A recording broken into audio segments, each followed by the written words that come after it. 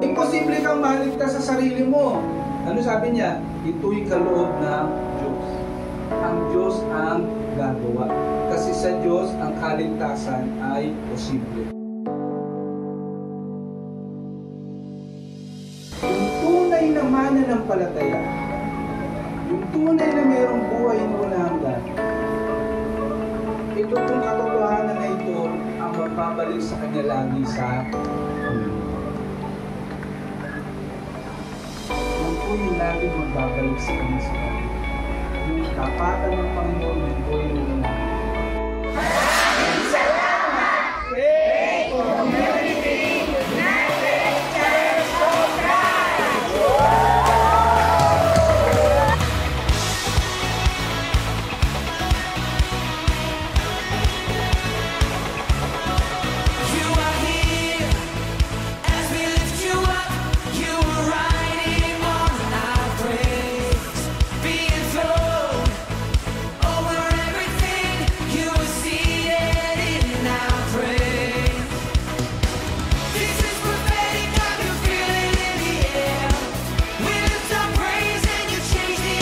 Yung isang bagay na hindi nakikita, pwede patunayan. Paano?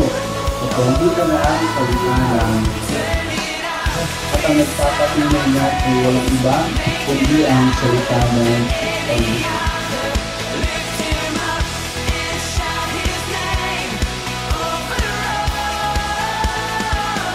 Kung tunay na naman ng palataya, ito pong mga pangakong pinag-uusapan natin, hindi yung maaalis sa kanyang puso.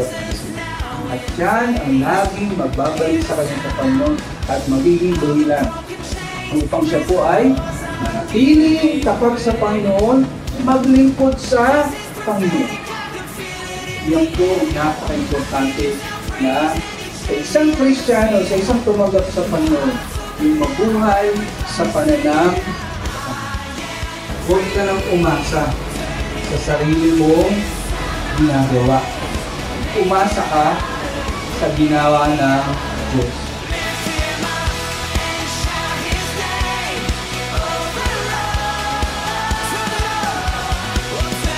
Nakikilala ng Panginoon ang mga tulungan Diyos ang lahat ng isa. Bakit? Kasi ang tingin naman ng palataya, meron kong tatak ng banal na Diyos.